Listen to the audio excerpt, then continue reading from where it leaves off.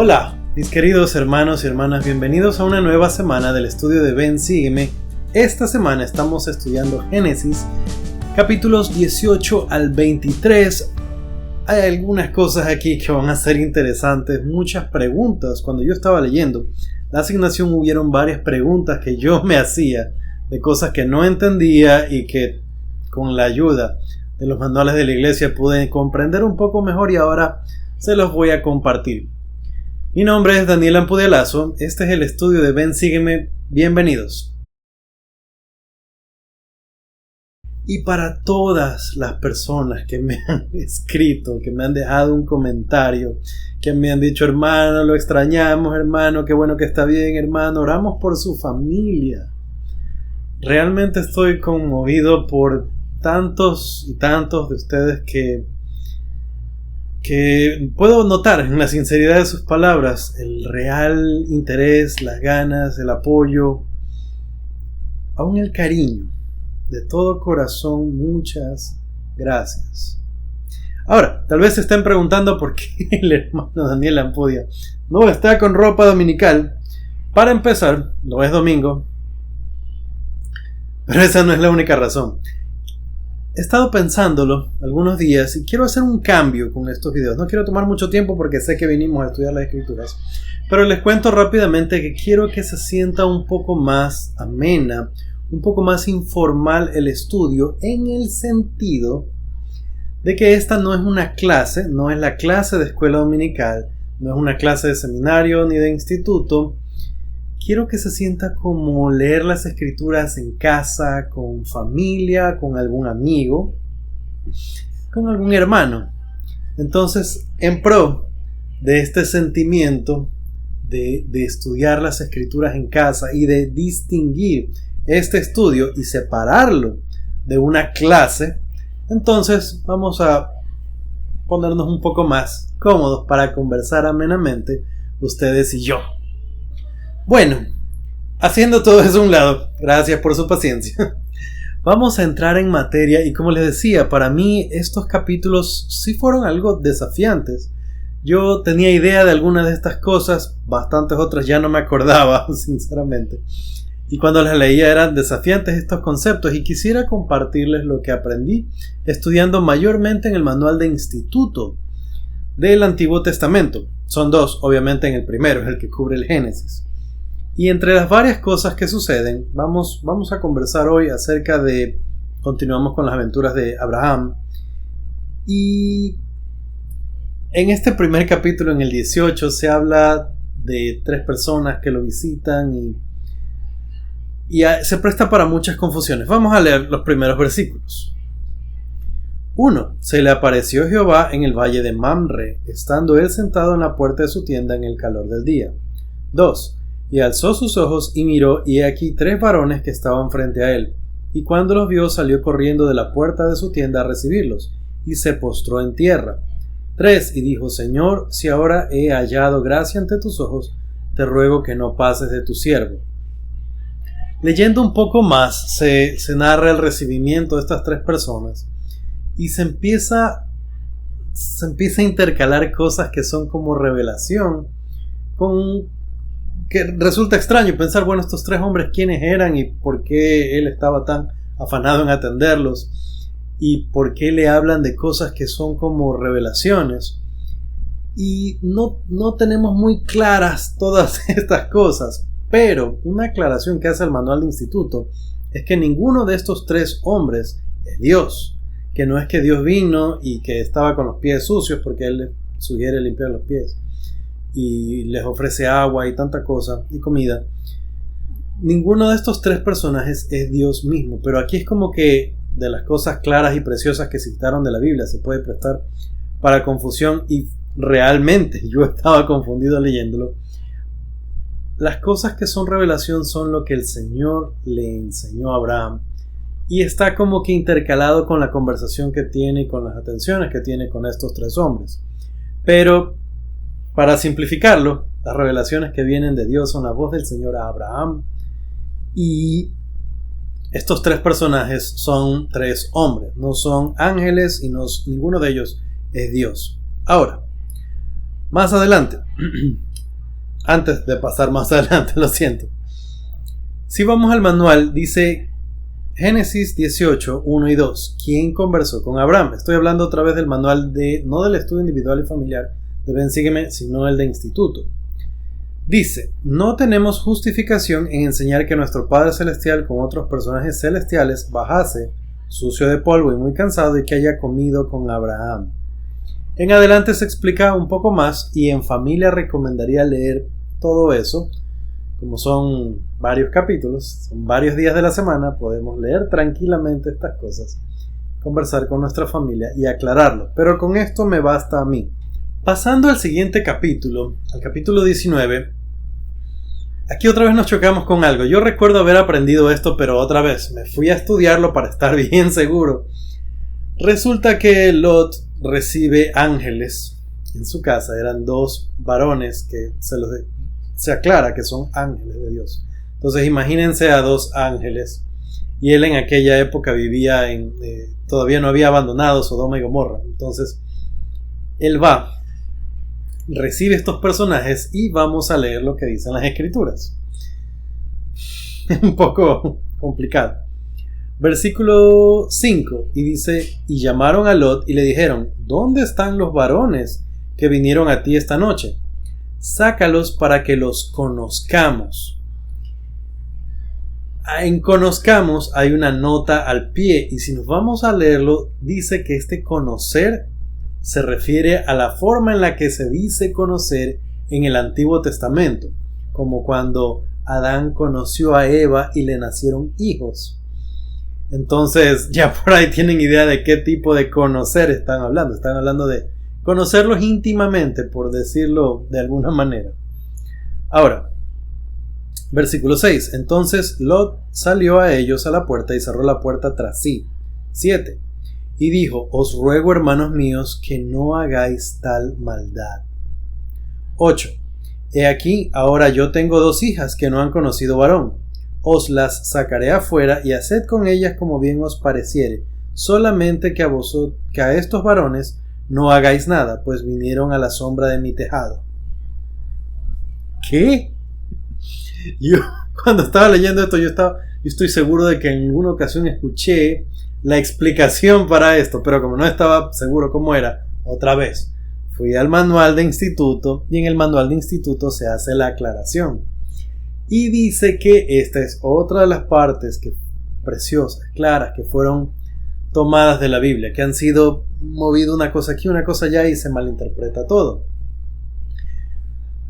A la luz de las revelaciones de José Smith y de la traducción inspirada que él dio, se entiende que no es que Lot ofreciera a sus hijas, sino que él, al resistirse a entregar a estos 2 hombres, a estos ángeles realmente, estos varones, como se dice ahí, la gente que estaba afuera, esta gente inicua, lo empezó a amenazar a Lot con entrar por la fuerza y tomar no solo a estos hombres, sino también a las hijas de Lot. Entonces, esta es una aclaración muy importante que hay que hacer. No es que Lot ofreciera a sus hijas. Tenemos una versión tergiversada. Lo que realmente sucedió fue que estas personas amenazaron con llevárselas también. Ok, y tal vez a este punto también sea bueno aclarar que el manual dice que hay muchas personas que han tratado de explicar por qué razón Lot hizo esto, pero lo más sencillo es que no fue así, no fue así como pasó. Ahora, en adelante, en esos versículos está la historia de cómo se le advierte a Lot de que Sodoma y Gomorra van a ser destruidas y que debe salir él, su familia, deben huir de ahí. Y viene esta parte de la que siempre se habla también en la capilla y conversamos muchas veces y es un interesante análisis. ¿Qué pasó con la esposa de Lot, con la mujer de Lot? Cuando ellos están huyendo, y mejor leamos lo de las escrituras.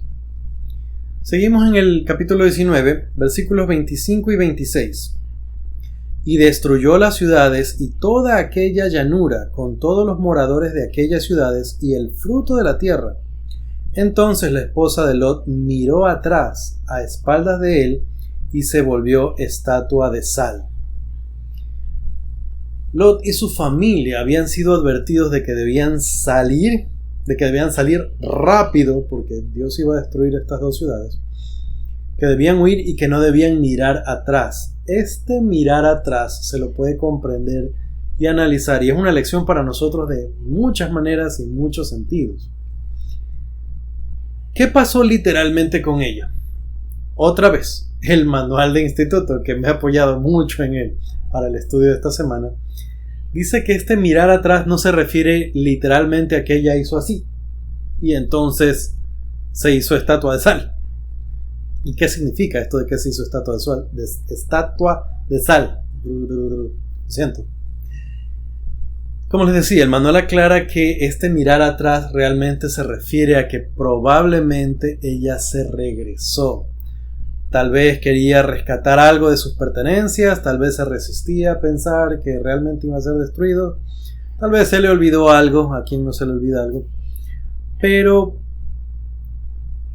debemos entender que en este regresar, en el no mirar atrás, obviamente para que ella sea castigada de esta manera, es porque su corazón no estaba en el lugar adecuado. Bueno, estoy diciendo obviamente cuando la respuesta correcta es tal vez. Tal vez simplemente fue un error. Tal vez ella pensó que necesitaba mucho recoger algo que había quedado atrás. Pero habían recibido instrucciones claras de no hacerlo. Y no sabemos exactamente cuál fue la destrucción que llevó a estas dos ciudades. Yo no sé exactamente. Pero en el manual estaba leyendo que estos lugares están cerca del Mar Muerto y que es posible que ella haya quedado enterrada en sal o alguna cosa así. Ahora, en esta parte y estos tecnicismos de qué exactamente pasó con ella y qué fue lo que significa exactamente que miró atrás, sinceramente no me interesa tanto como analizar la parte alegórica de aquello. Cuando nosotros se nos pide huir literalmente de nuestros pecados, de nuestros errores, de nuestros desafíos, de nuestras debilidades, nosotros deberíamos seguir el ejemplo de Lot y aprender de la falla que tuvo en ese momento su esposa y no mirar atrás. Para ustedes, ¿qué significa no mirar atrás? Esto es algo muy interesante de hablarlo con la familia. Podemos preguntarle a nuestros niños en casa, a nuestros hijos, adolescentes, grandes, adultos, no sé qué edad tengan sus hijos, a su pareja, ¿qué representa, qué entiendes tú por mirar atrás? Y va a ser una conversación interesante. Para mí, esto me recuerda mucho a los lamanitas que se arrepintieron. Ellos abandonaron sus armas de guerra y no miraron atrás, no levantaron nunca más sus armas ni siquiera para defenderse. Esto fue un absoluto no mirar atrás para ellos. Para nosotros puede tener que ver con que, por ejemplo, si alguien es converso y tuvo que vencer muchas cosas para guardar la palabra de sabiduría, este no mirar atrás puede ser no compartir en ciertos grupos de WhatsApp de amigos antiguos o grupos de Facebook o tal vez dejar de seguir ciertas cuentas en Instagram.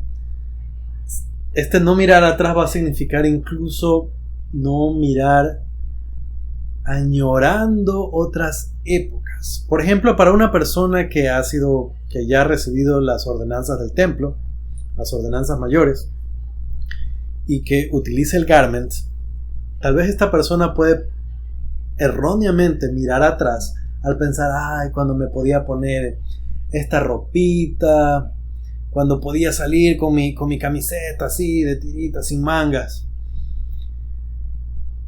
Todas estas cosas se convierten en mirar atrás y conllevan el peligro, el serio peligro, que tal vez nosotros nos convirtamos en estatuas de sal o que seamos destruidos, que volvamos a caer en el error o en el pecado.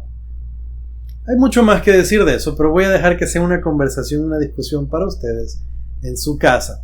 Cuéntenme sus ideas también en los comentarios. ¿Qué sería para ustedes no mirar atrás? Ahora, otra cosa que yo leí y me quedé espantado cuando lo estaba leyendo, y son cosas que uno sí sabe, pero no se acuerda normalmente. Tal vez con tristeza, el Antiguo Testamento no es algo que leamos con la frecuencia que merece, tal vez. Y requiere, eso sí, el estudio con materiales de apoyo. Cuando Lot huye, no va a otra ciudad, vive en una cueva. Se refiere por lo menos aquí de 2 hijas que viven con él. Y estas chicas no tienen esposo.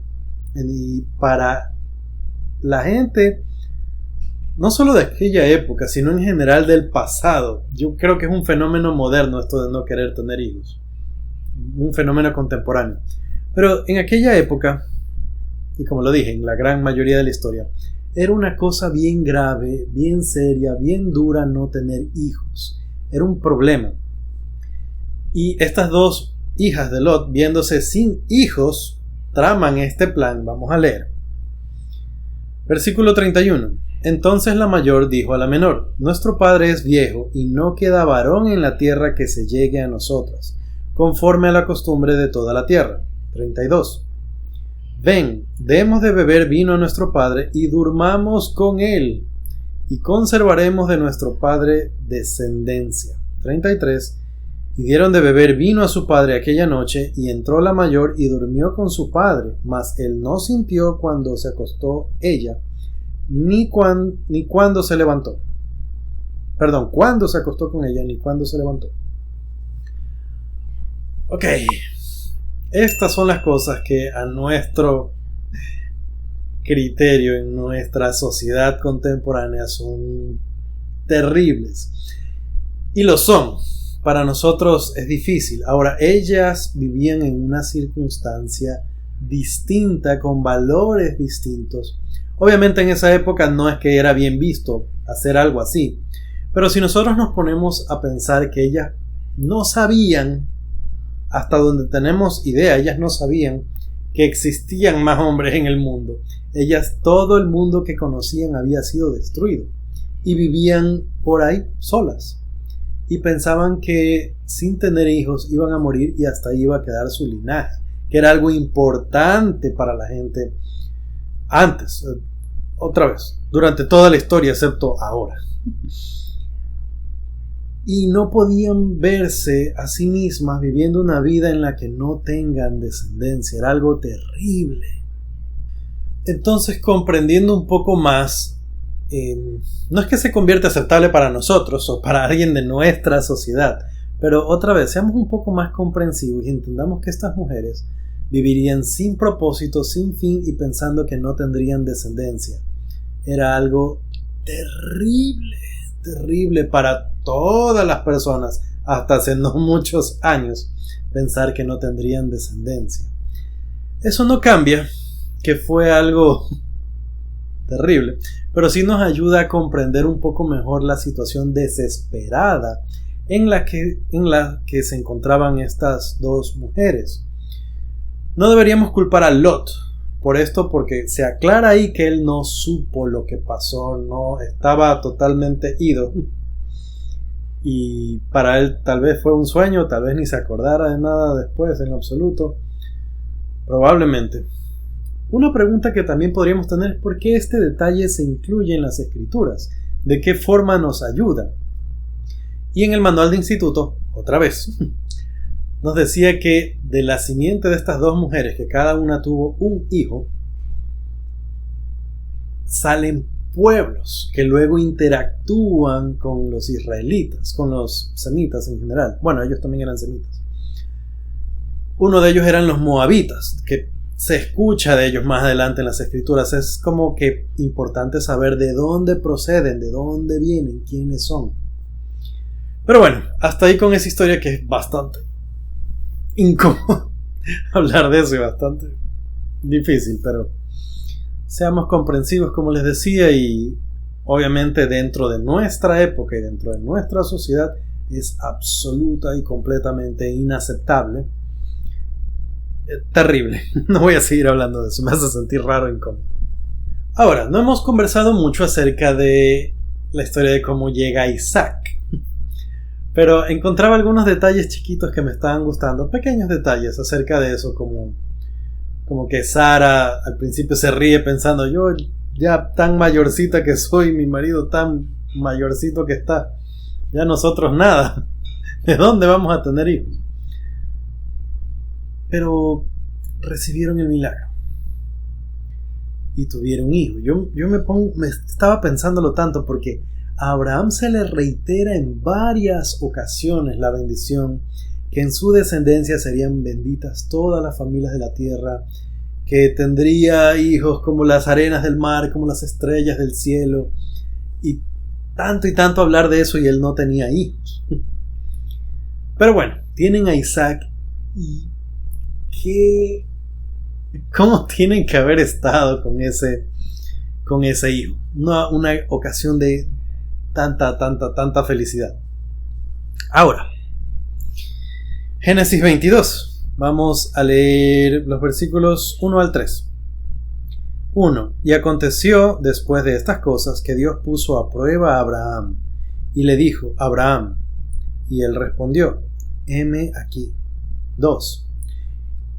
Y Dios dijo: toma ahora a tu hijo, tu único Isaac, a quien amas, y vete a tierra de Moría, y ofrécelo allí en holocausto sobre uno de los montes que yo te diré. 3. Y Abraham se levantó muy de mañana, y ensilló su asno, y tomó consigo a 2 criados suyos y a Isaac, su hijo, y cortó leña para el holocausto, y se levantó y fue al lugar que Dios le había dicho.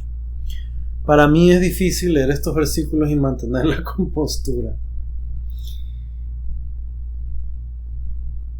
Con cualquiera de nuestros hijos, esto hubiera sido un desafío para cualquiera de nosotros. Si nos ponemos a imaginar, si Dios hubiera pedido eso de nosotros, con cualquiera de nuestros hijos, ¿cómo habría sido? Ahora, Dios demanda esto de Abraham, que por tantos años había estado sin hijos, con quién sabe cuántos sentimientos e ideas en su cabeza, y que después de muchos años tuvo a este único hijo. Cuánto lo habrá querido, cuánto lo habrá amado. Era un profeta, así que era un buen hombre. Recordemos otra cosa. Abraham casi es asesinado por el sacerdote del Quena para ser ofrecido a ídolos falsos, al dios del Quena y al dios de Faraón. Y su papá apoyaba a estos ídolos falsos y a este sacerdote y todas esas ideas macabras, terribles. Había una dinámica aquí de por medio, y hay mucho más para decir sobre eso. Para Abraham no se pide esto en un vacío, en una situación cualquiera. Otra vez, para nosotros, para cualquiera para alguien que tenga un montón de hijos y que le pidan sacrificar a cualquiera de ellos, hubiera sido algo que francamente no creo que habríamos podido hacer. Pero Abraham, con la historia que él tenía con ese sacerdote del Quena, con la historia que tenía de haber vivido sin poder tener hijos hasta que tuvo y sin embargo, en su fidelidad, en su obediencia a Dios, dice que él se levanta muy temprano por la mañana y empieza a hacer los preparativos.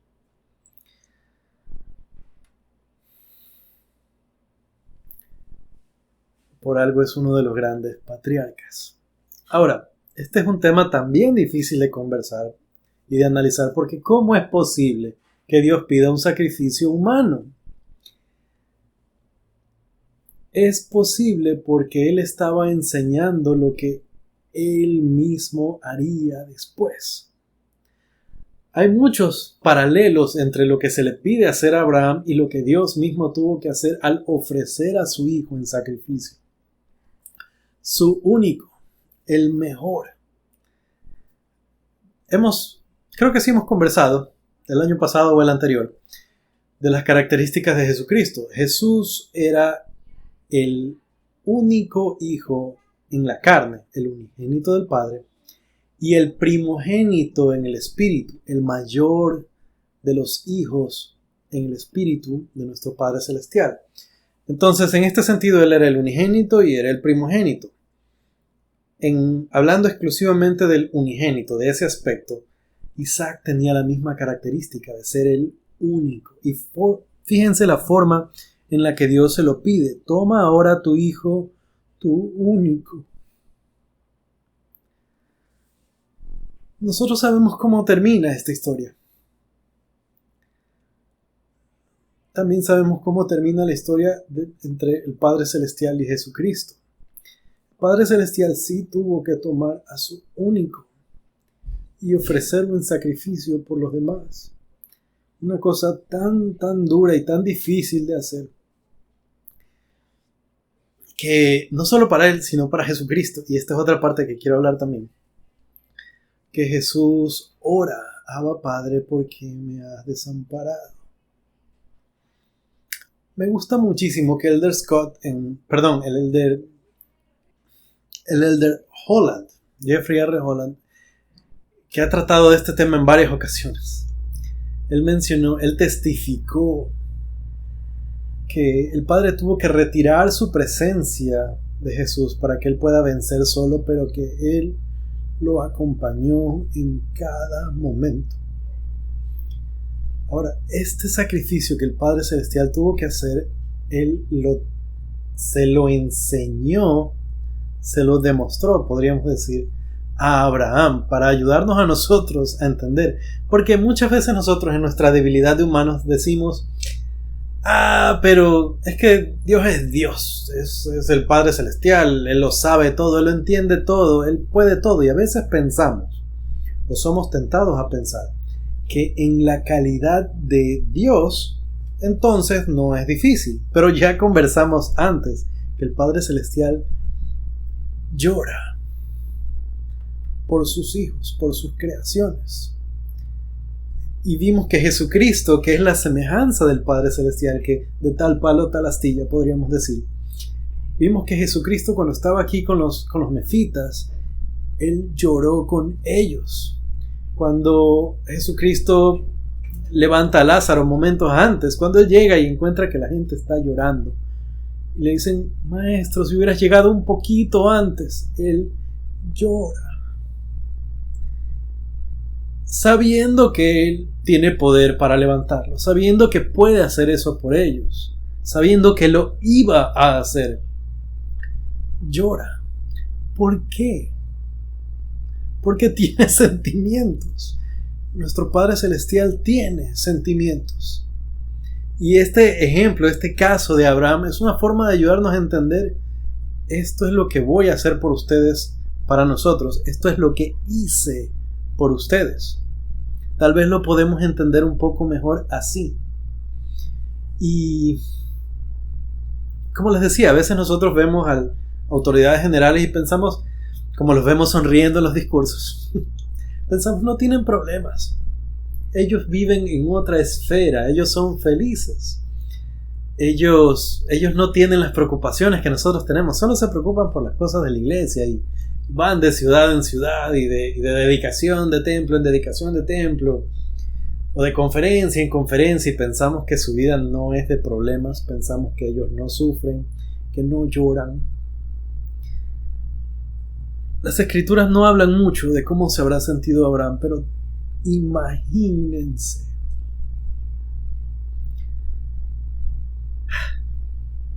Ok, dijimos que íbamos a hablar de la perspectiva de Jesucristo también. Este niño, muchacho, como a veces se lo describe, como a veces se lo representa en láminas, o a veces tal vez nos lo imaginamos así, este Isaac iba con el papá deja a sus criados por ahí y se va más allá con él. Isaac empieza a notar las cosas y dice: papá, aquí está el material, aquí está el cuchillo, aquí están las cosas, con esto vamos a hacer la fogata, pero ¿qué animal vamos a sacrificar? Y Abraham solo contestaba: Dios va a proveer, no te preocupes. Y yo me imagino cuando Isaac hacía estas preguntas,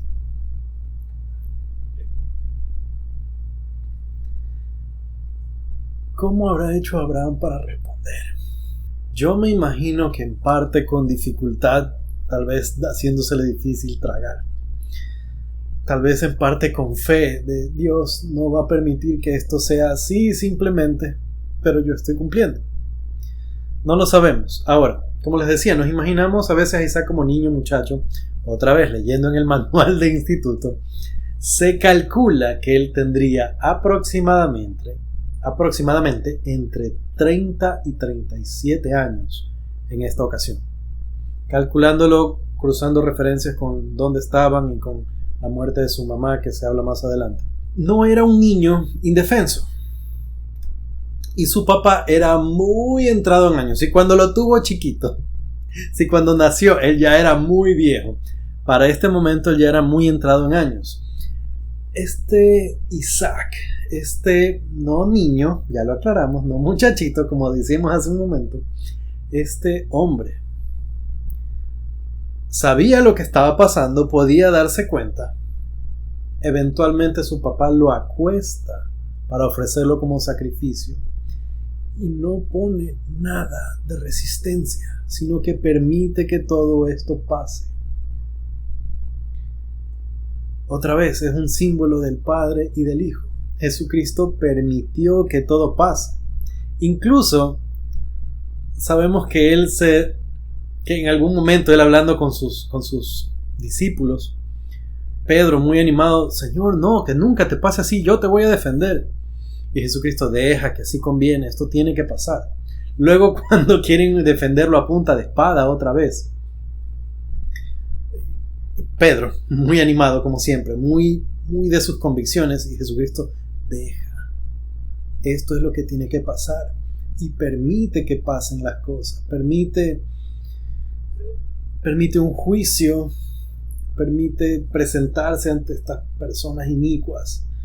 Permite ser golpeado, insultado, azotado. Permite todas estas cosas. Isaac es un símbolo de esta sumisión a la voluntad de Dios. Así como un hijo se somete a su padre. Siempre se nos dice en las Escrituras. Y es de admirarse. Es una cosa increíble. Ahora, ¿cuántos de nosotros estamos dispuestos a someternos así a la voluntad del Padre? Y aquí es donde cito otra vez al Elder Holland. Él habla de que sin perder reverencia y no pretendiendo que va a hacer lo mismo, pero que todos tenemos algo similar a nuestro propio Getsemaní, a nuestro propio Vía Crucis, una situación en la que tenemos que aguantar, soportar. Si Jesucristo, el mejor de todos, tuvo que pasar por ello, si José tuvo que sufrir al punto de decir, Dios, ¿dónde está el pabellón que cubre tu morada? ¿Hasta cuándo los santos sufren? Si tantos de nuestros profetas han tenido que pasar por situaciones tan difíciles, luego ¿por qué no nosotros? Ahora, se le permite a un Abraham elevar su mano y ¿cómo habrá sido eso? Elevar su mano con el arma y tal vez a él venírsele recuerdos en ese momento de él tomar ahora la posición en la que estuvo el sacerdote del Quena. Y en el último momento venir este ángel enviado del Señor y decirle, es suficiente. Dios sabe que eres fiel, has cumplido. ¡Qué alivio! ¡Qué alivio tiene que haber sido para Abraham! ¡Qué alivio tiene que haber sido para Isaac! Y notar en ese momento que tienen ahí un animalito para ofrecer.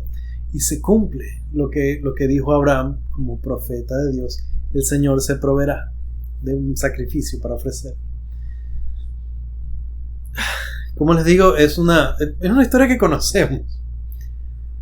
Pero analizándola podemos encontrar muchas cosas. Y la pregunta que podemos hacer a nuestra familia es, ¿estamos dispuestos a soportar? ¿Estamos dispuestos a salir adelante? ¿Estamos dispuestos a ser fieles, a ser obedientes hasta donde el Señor juzgue prudente.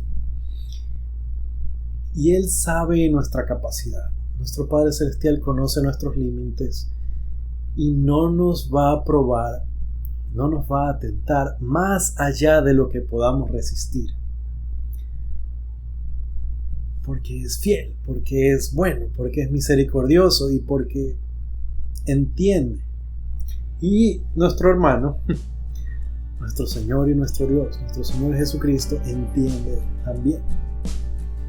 Muy bien, mis queridos hermanos y hermanas, muchas gracias. Si llegaron hasta aquí, como siempre, gracias. Si les gustó el video, no olviden dejar su like. Nos vamos a ver la próxima semana. Conmigo será hasta la próxima.